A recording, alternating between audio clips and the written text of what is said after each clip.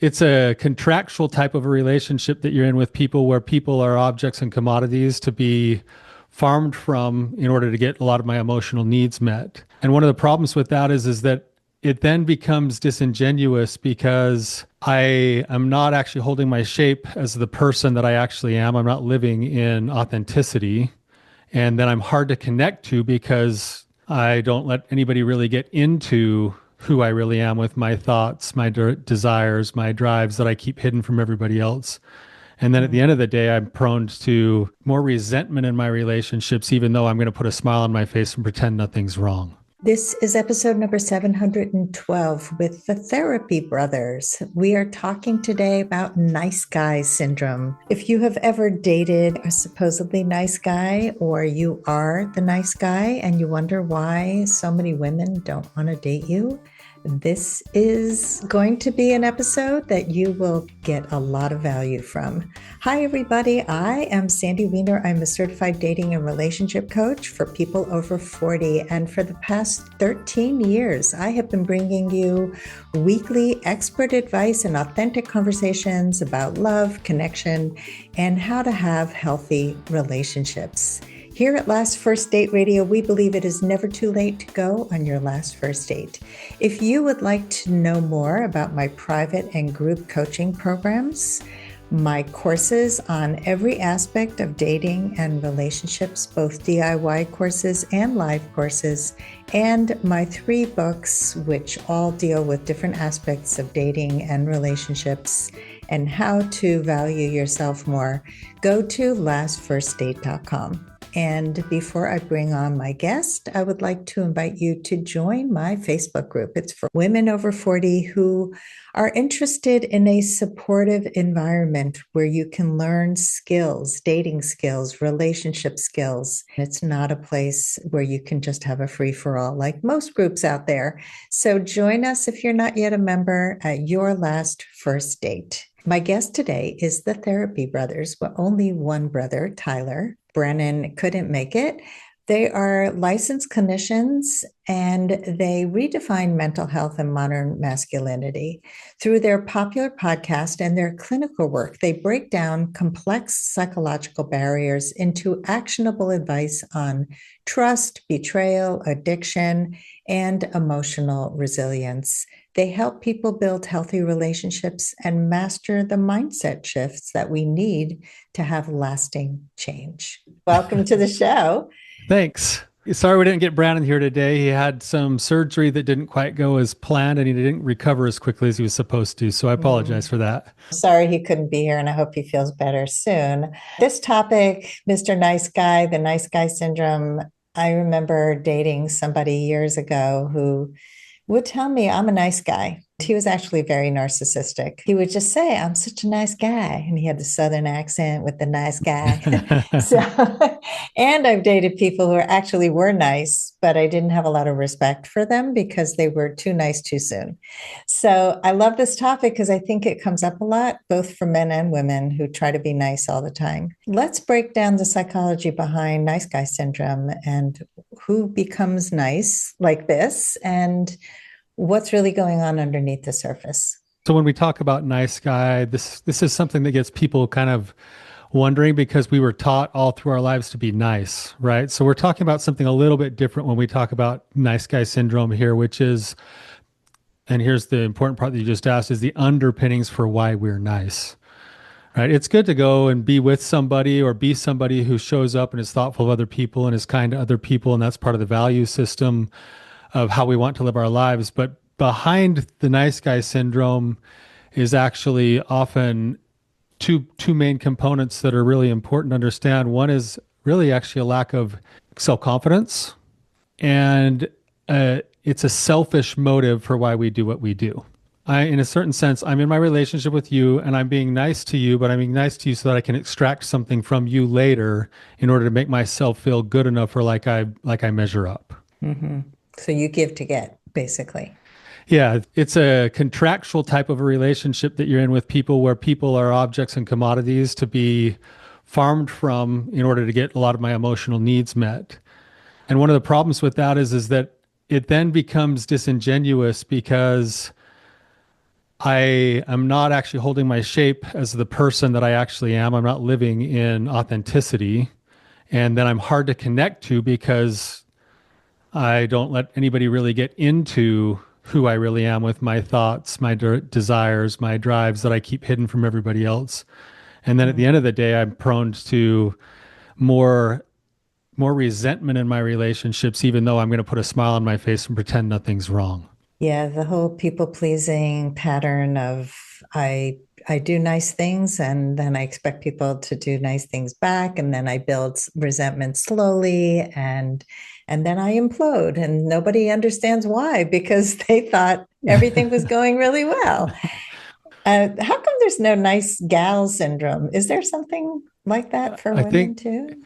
yeah, yeah, for sure. I mean, if you look at the tendencies of the nice guy syndrome, the reason we talk about it this way is because of the book that was written, No More Mr. Nice Guy, and it's driven towards men. But if you look at how it manifests in women, in some ways it manifests in the similar kinds of things where I don't have self confidence enough to hold my shape and keep my boundaries inside of relationships. I've also been trained to, again, this is something that's actually valuable, but it's misunderstood sometimes. I'm trained to be self-sacrificing, and that means I'm being a good partner, a good wife, a good spouse, whatever, if I'm self-sacrificing. And so there's this feeling that I'm selfish if I have my own ideas, my own feelings, my own boundaries as well.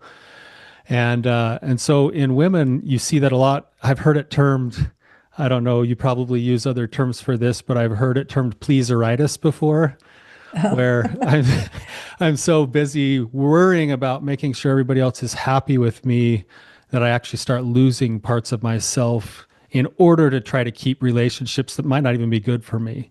Yeah, this whole people pleasing, it's actually a trauma response. Talk a little about the trauma, the shame behind people pleasing and nice guy syndrome. Yeah, if it's okay, I'll share even just some personal history here. I am a Yeah. self-proclaimed nice guy in recovery. I was the oldest son of five kids with a lot of pressure to perform, to be a good example in the community, to our family, to other people. And growing up, there were plenty of experiences where if I performed well, there was a lot of accolade, there was a lot of attention, there was a lot of appreciation. And I learned pretty quickly that if I performed well, good things came. And if I failed, bad things seemed to happen. I'd get neglected or I wouldn't be seen or I'd get punished in certain ways. And so over the course of time, I started to learn that pleasing people was the primary goal. And in pleasing people, that meant I had to start maybe being a little bit dishonest here and not tell something that I'd done to make a mistake or hiding and covering other stuff up somewhere else. I had to learn to always put on a happy face to make sure that everyone always thought that I was always good, always happy. You know, my teachers called me Angel Boy and the All American Kid. My friends called me like they called me the prophet after like a religious thing that I was a part of. You know, everyone thought that I was good. And even my wife, all the way into our marriage, we got married and I was still living this way. And I had all these other secrets and things that I was hiding. And my wife would say things like, Tyler, like everybody around you just sees you as this amazing person, but I feel like I'm not even able to connect to you sometimes. I'm hitting a wall with you. I don't know what's going on. And I'd be like, oh, I don't know. I don't know what's wrong. Like, what can I do for you? Let me hurry and spring to help you and make you feel better about it for a minute. But then we never got to the real issues until some real crisis points started to happen in our relationships where I was sort of forced and thrust into this exposure and vulnerability and honesty of everything that I was and not just the good stuff. And that's actually where the turning point started to happen, where I had to look myself in the mirror and say, no one's ever really going to connect to me unless I learn to actually let them all the way in. Yeah, wow. Thank you for sharing that. I'm hearing not only the people pleaser, but also the hypervigilant, overachiever, the all these sabotaging behaviors that are learned responses to your environment and adaptive skills that you had. And I think so many people can relate to that because I would say majority of my clients are people who come in like that. They Yeah. don't understand why they don't have intimacy. They have hidden big parts of their lives from everyone, from even friends. and are afraid to have hard conversations. My ex-husband is somebody who tries to please everyone and ends up pleasing no one. Yeah. He really got his kids so angry after our divorce that they would feel like he was promising and not delivering on invitations to join him for dinner or spending time together in general, because he had a girlfriend and she had a daughter. And then I love you, but I love them and I love her. But nobody felt seen and nobody felt the connection. And my son would say to him, Dad, how are you doing? And he'd say, everything's fine. And he'd go, No, I really want to know. Everything Yeah. can't always be fine. People sense that you're not being genuine. They sense that you're not really connecting. And that's what we want. That's really what most people want. I wouldn't say everybody wants that, right? I think so. Yeah, down at the core of that, that's what we all want is deeper connection. And here's the catch to it all, to what you said earlier about this being a trauma response. For most Mr. Nice Guy people, they're actually doing it almost on autopilot because they think that's what they're supposed to do in order to keep connections, when in reality, they're robbing themselves of connection. It's kind of like using Roundup on a plant. When you spray Roundup on a plant, the plant tries to grow out of it. And the growing is what actually takes the poison into the root system and kills it. And that's exactly what happens with this trauma response. And it's based off of a core belief way down deep that says if people actually know me, they won't love me. And that lack of self-confidence then has a scrambling, and the scramble is what in some ways keeps people just close enough to have us feel like we're connected, but we never actually fully experience that deep connection we're looking for. And I would say to what you said about your ex-husband too, that's a classic sign of Mr. Nice Guy syndrome, is to overpromise and underdeliver. Because you have to overpromise to everybody, but you only have so much bandwidth energy to put towards everything, and most of the time you can't quite keep up with it all. Yeah, I grew up with that model with my mom. She was somebody who always wanted to do nice things for people and bake the cakes and over make too many cakes for too many people. It was just like any holiday, it was like 10 cakes. And I was asked to clean all the pots. And I was like, I didn't ask you to make the cakes. I don't want to clean the pots. And so early on, I started to feel like this doesn't feel good. And then I would see her get resentful that people wouldn't give her back the amount that she was putting in. And she also never asked for what she wanted. She was very indirect in her communication. And now she's 94, and we've had many conversations about speaking up and communication skills and not depleting yourself. And she kind of laments that she didn't have those skills. She admires the fact that I've learned how to do that and I teach people how to do that. But it's definitely a trauma response from her family. And, but I always felt like something was going to be transactional. Like if she gave me something, what is she expecting in return? And it felt terrible. I never wanted to take anything from her for that reason. How do people get out of this people pleasing nice guy syndrome? It's a great question. I think some of what you just said, and probably I imagine some of your own story, would actually be a really good example of some of this, in the sense that there comes some points of courage where you have to look yourself in the mirror and you have to ask yourself, who is it that I'm intended to be? And then you have to set boundaries based off of your values inside of relationships, and it'll come with practice.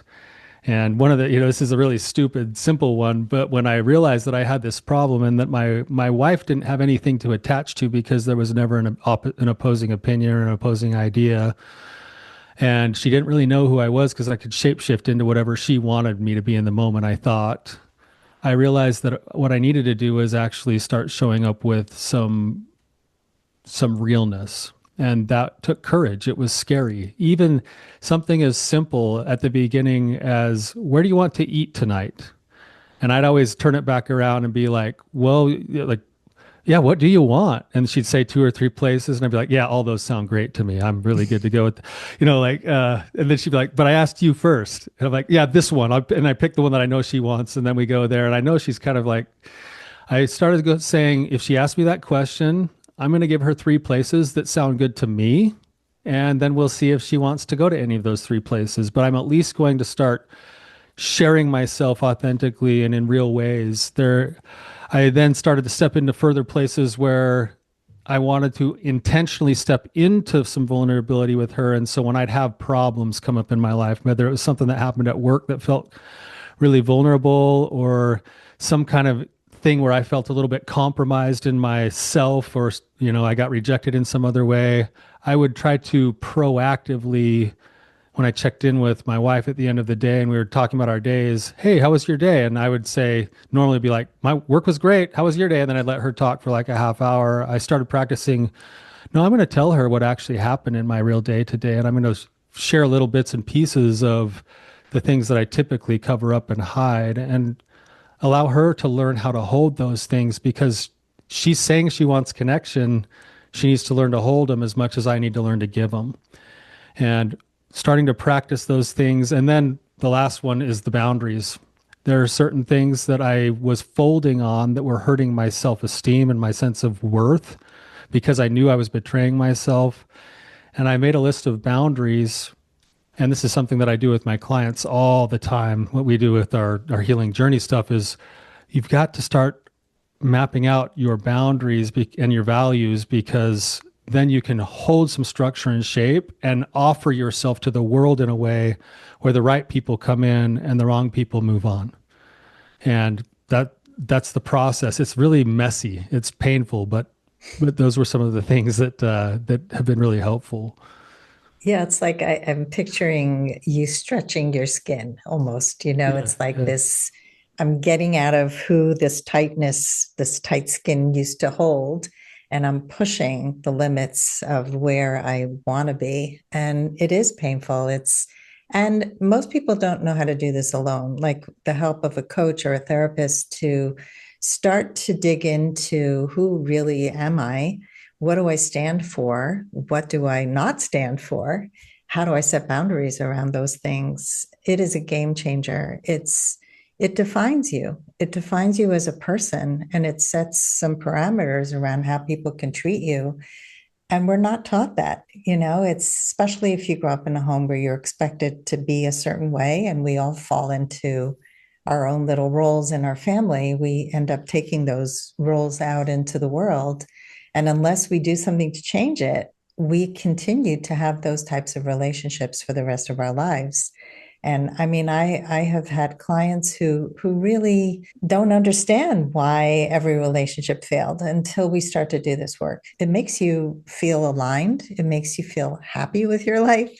yeah. And yeah, it's painful in the beginning, and it is so rewarding. The conversations that you have are deeper. You get to have opinions. You don't have to agree with everybody. I actually lose so much respect for people who don't tell me what they really feel and what they really want. I had a guy who I once dated many years ago, right, pretty much right after I started dating after my divorce. And he was such a people pleaser that he came to the first date with an expensive gift, and I had never met him. It was a very personal gift too. It was something he had made.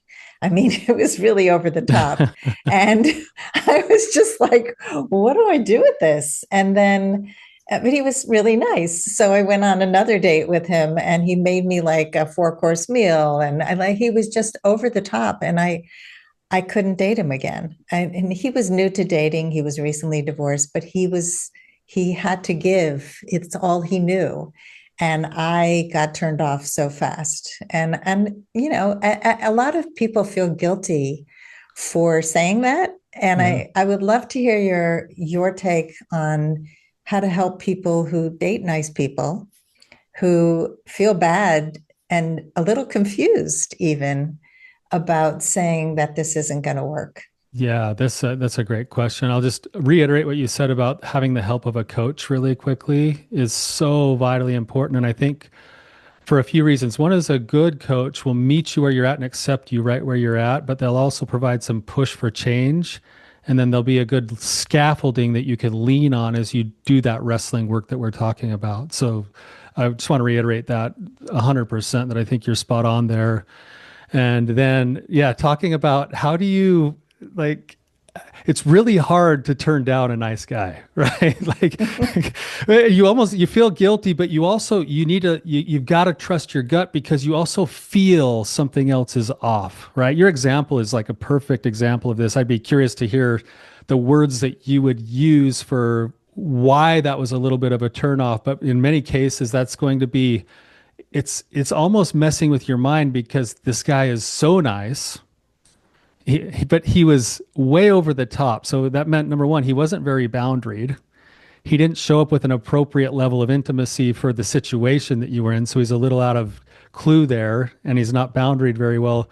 And many times you'll feel an energy that is almost an anxious energy, almost a nervous energy that they're scrambling to try to please you rather than showing up as somebody who's just comfortable in their own skin.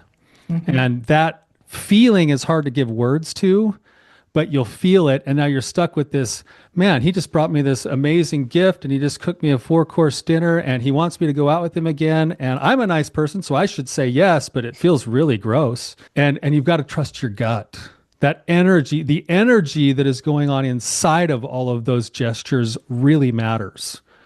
And a lot of times this is actually a red flag for future abusive relationships, right? Is a quick push for fast intimacy and a whole bunch of love bombing early on without proper boundaries. That's actually red flag stuff when in reality, in the right setting, that's great stuff from someone who's kind and generous. So that anxious sort of scrambling kind of energy is something to pay attention to. Those are all really good points. I think for me also, I don't feel seen by somebody who jumps to a level of intimacy that's not appropriate. So it's a disconnect. And it's like you're not meeting me where I am. We're not really getting to know each other in a pace that feels comfortable and feels real. It's like feels like projection, like you're projecting a lot of qualities onto me that may or may not be true. When somebody does that, it doesn't feel like a connection. Let's take a quick break to hear from our sponsors. This episode is brought to you by Amazon Music Unlimited. You can listen to over 70 million songs and thousands of playlists and stations. Plus, you can now stream your favorite podcasts like Last First Date Radio. You can listen to any song, anytime, anywhere, on any of your devices. Get Amazon Music Unlimited for free for 30 days. Just head on over to getamazonmusic.com/last first date to learn more and claim this offer. You say that people can swing from one to the other, from being really nice to being like really unkind, mean. What's going on there? A lot of times it's that it's the smoke that never has a chimney to go that finally finds its way out sideways, right? So the smoke would be, I don't feel like I'm good enough. I need somebody else to tell me that I'm good enough. I need to extract my value from other people in relationships. And when that still never quite produces, then I end up looking for other ways to cope. And that could be through anger. That could be through forms of numbing or acting out, addictive types of things, all of the addiction stuff. And what I'm doing is I'm looking for a way to cope and still meet my own needs without ever having learned to tap into vulnerability as the pathway to connection at the right levels, rather than all of these gestures. And that's what's so frustrating about dealing with somebody like this is they're making all the right gestures at the wrong times or with the wrong energy. And that leaves us in this spot where now you're going, I hate to break this person's heart, right? And yet the best thing that I could do if I'm standing in my own truth and in my own values is to pretty quickly move somebody else on to the next person because I know that's not going to be right for me. And so I'm being kind when you're offered that third date and this time he's going to take you on a trip to Europe on the third date or something, to say, you know what? You are a nice guy, and but it's not what I'm looking for right now. And you'll cringe and you'll close the door, hang up the phone or whatever it is afterwards, and you'll be like, oh, was I so mean? And you will have done the most kind and gracious thing you could have done for that person and for yourself because it wasn't the right fit for you. Hmm. Yeah, it's interesting what you talk about with addiction and numbing and all. You do a lot of work with addicts and work in recovery. Um, it's makes sense that somebody who's not fully expressed and not really taking care of their needs actually may not even know their needs and will numb themselves in ways that are not healthy. And I've seen people turn to shopping, turn to all kinds of addictions. I dated somebody like that. He just went from one addiction to another, but it was subtle. And I saw the patterns and it was like, nope, got to get out of this one. Yeah. Another nice person, but not for me. Let's talk a little bit about healthy masculinity. Describe healthy masculinity for anybody who's listening. Yeah, great question. A lot of the men that we work with in our clinics, they come in and the classic kind of client that we have is someone who has a hidden addiction. Sometimes it's a sexual addiction or an affair or something going on, but they're on Mr. Nice Guy in the relationship, and then there's this weird gap, and then it all breaks loose, and then they come in to our office. And oftentimes what they want to focus on is the addictive part, but what's really missing is them being in touch with their true identity.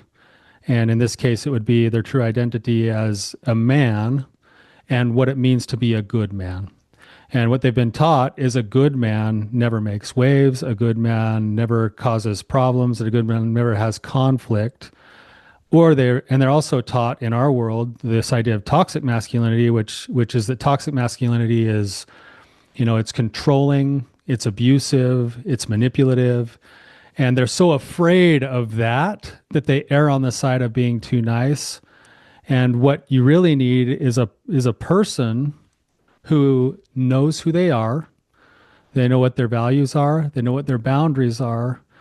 They can still be kind and they can still stay in their values, but they will hold their shape under pressure. And what I mean by holding their shape is when they get in touch with knowing that they value honesty, fidelity, trust, integrity, right effort, hard work, those kinds of things. And they stick to those things even when there's an opportunity to cave on them in order to please somebody else. That's showing up in your real strength. That's showing up holding your structure. And that allows for other things, other people to press against you and get support, to know you and actually learn to accept you. And so it's learning to show up and offer your strength in your relationships. And here's the catch is if you're a nice guy, you already have how to be nice down. That's good. Like you've got to do the internal work of coming to know yourself. Because once you know yourself and you know that you're kind, you'll still show up kind, but you'll show up boundaried. I love what you say about under pressure, that you still retain your shape. Because to me, how a person is in crisis says so much about who they are at their core.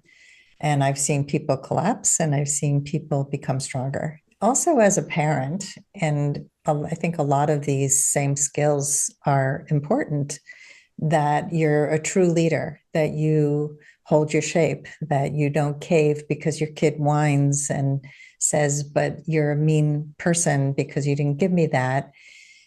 You know yourself. You know that love has limits. Love is not endless giving and enabling. It is holding your shape and still being loving to the child. It's spot on. I love those moments as a parent. I've got 4 daughters myself, and Oh, wow. when you're disciplining your kids and they're stomping off into their room and they're mad at you and like you're not my dad anymore, right? Like, and like, and you're like okay, like, but if you think about that, we do that all the time in like adult relationships, and we're so afraid of being told you're not my partner, you're not my friend, or you're not my whatever anymore that we will often cave. And instead, the most kind thing that we can do with our kids sometimes is to lovingly still hold our shape and hold our boundaries, and they feel safe. That's one of the benefits of being with a guy who's not a Mr. Nice Guy anymore is you will feel safe in a weird way, even if there's a little bit of tension over certain topics now, because Mhm. you know where he stops and you begin, and vice versa. Yeah, I remember when I was raising my kids after the divorce, and it was a tough time because they were teenagers, and my daughter in particular was giving me a hard time. She was 13, and she would tell me I was the worst parent in the world. She hates me. I ruined her life. I mean, I had to get help from myself so I wouldn't lose it with her. And I would often take breaks from her. I would say, I'm going to take myself to my room so I don't lose my cool. So I don't say something I might regret. And they eventually all ended up moving in with me full time, even though we had joint shared custody. So here was the enabling parent, my ex husband, who would come and rescue anytime I put any discipline enforced. She would call him and say, I don't feel safe here. And he'd pick her up 5 minutes later. And it was driving me crazy, but I just stayed my course. I just said, these are my values. This is who I am. This is what I believe in. This is good for you. And eventually she told me she didn't feel safe at his house. And it was interesting. She used those words. It was a shock to me, honestly, because I really thought she's going to choose the easy place where nobody cares about homework and putting her to bed at a certain time, but it didn't feel safe. And so, whether it's about raising children or dating or being in a relationship, we have to stay true to who we are. And like you said before, the right people will stay and the wrong people will not. And that's important. Amen. Amen. And that idea of safety, if we were to take that story you just shared, is so beautiful. And you can hear the energy with which you told the story. That's what we're looking for in our adult relationships too. We want a safe and secure base to land with the partner that we end up with. And and if our partner is constantly shifting, where it's like what you said about your ex-husband, there's always going to be this feeling of instability in the relationship. And that's going to be keying off all of the old stuff, all of the old traumas, all of the old core beliefs. And it's going to prevent both partners from being able to lean more fully into each other. And so it's a weird paradox that to especially to somebody who's used to pleasing all of the time, that one of the best ways to become a safe person is to focus more on authenticity and less on pleasing, and even allow for some tension or some conflict in the relationship for the sake of the greater good, because now we both really know each other. Yeah. Pushing back and knowing how to argue well, knowing how to repair. These are all adult relationship skills that are so important, and they don't come in a people pleasing relationship because you're just trying to keep the peace. So, for anybody out there who's actually in a relationship with a people pleaser, so let's say a woman is dating Mr. Nice Guy, or she's in a long term relationship and she wants to have this conversation with him. Your wife gave a good example. You gave a good example of what your wife said, but can you give us some conversation starters, how to shift out of people pleasing with this person? I'll share one example, and I'll share a couple of other ideas as well, if that's okay. Sure. I remember when I was trying to figure out and make some changes in my life in order to help make my relationship better too. It was almost just autopilot that I would go into pleaser mode. And my wife would sometimes even sense it more than I would, and she would actually stop me and she'd say, "Hey Tyler, I don't need the answer from you that you think you're supposed to give. I'm actually looking for an honest answer." I like Or that. she would sometimes approach me with something. She'd start talking to me about something that was maybe a little frustrating that she had or a problem. And I'd start going into pleaser mode of, well, let's hurry and fix it. Let's scramble and I'll hurry and do the dishes while I listen to you too. And let's make sure like whatever. And she would stop me and she'd say, "Tyler, I don't need you to disappear and I don't need you to get defensive. I need you to just listen to me. Are you in a spot that you can do that right now?" She would almost frame the space where it was an invitation for me to then, because then she'd be calling into my, I want to provide for her. And so I'd be like, "Oh, yeah, well, of course I'm ready to step into that. Like, yes, I'll practice that right now." And so she saw what was happening from a broader scale, and she was inviting the pattern to change without going on to like personal attacks, like you always or never or anything like that. And so that could be one, those could be some simple ways to try to frame the conversation in a way where you're saying, this is what I'm needing right now. Are you in a spot to give that? I'm going to throw it out there. Do you want to go out to eat tonight? Yes, let's go out to eat. I want you to answer first. Where do you want to eat tonight? Right. And then I would say, this would happen. And I'd say, well, I want to eat it here. And she's like, oh, I hate that place. And I'd be like, okay, well, whatever you want. She's like, no, let's talk about it. And and then I'd say, okay, well, I really want to eat there. And here's the reasons why. I never eat there because we usually go to your place, which actually, if I'm being really honest, I've never liked that place at all. Right. It's just like, I kind of know that, Tyler, but somehow I just know I can bully you. So I just do it anyway, and it's like, okay, now we're having a real conversation of, there we go. We're stepping into a place where we could focus on the pattern and the process of what's going on rather than the little details that sometimes get us tripped up. Those are great examples. And I think easy to just kind of adapt to your situation. I had clients who, talk about the restaurant and not being able to eat. I had a client who was vegetarian or vegan many years ago, and she never, ever told her friends that she couldn't eat at the restaurants they chose. And what she had, like lettuce, it was like there was nothing on the menu for her, but she didn't want to say anything. And, so this is something we need to practice with all people in our lives. And I think starting with safe people is good. It's people who are already kind of those safe friends, people who are not going to yell at you because you brought up something. Practice with people, practice those small steps because it makes a huge difference in the quality of your relationships. Oh, man. Tyler, I'm going to ask you the question I ask everyone at the end. And that is, what are your final words of advice for anyone who wants to go on their first date? I love the question, by the way. I actually think about this as a father of 4 daughters. I'll just say this. I work really hard to teach my daughters how to live the same principles we're talking about and to look for those same things in the people that they're going to end up dating.